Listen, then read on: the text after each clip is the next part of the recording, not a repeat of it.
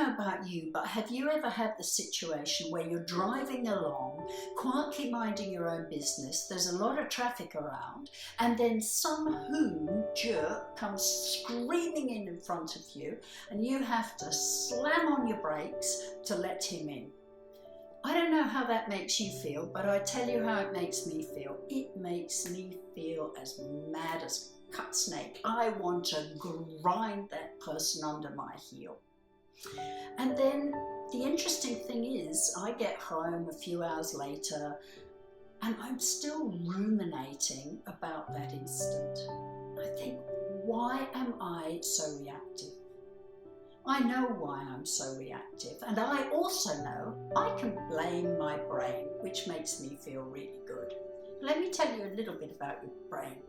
It's a magnificent organ that sits upon our neck there, and it is processing about 40 million pieces of information per second.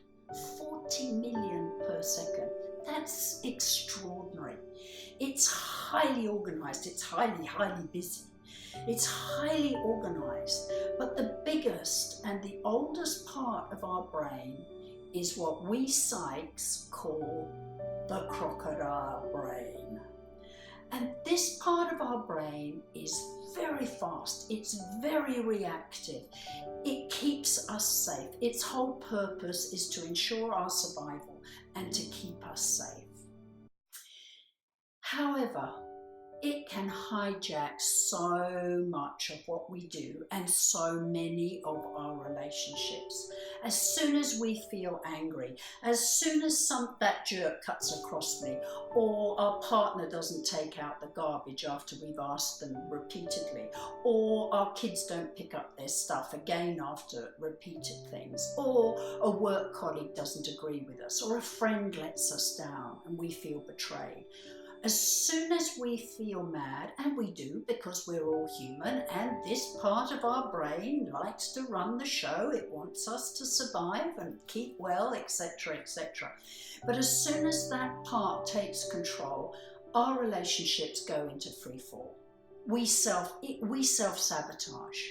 And this is the vital information that I want to get out there. When we know what's going on with our brain, we start to harness this power. I have worked for over 20 years with literally hundreds of people, from people coming out of jail to CEOs and everybody in between. And really, when I dissect what's going on underneath, the circumstances are different, the people are different, but the problems are usually all very similar. And it all comes down to how we can harness the power of this part of our brain. And that's what I would love to help you with in your relationships.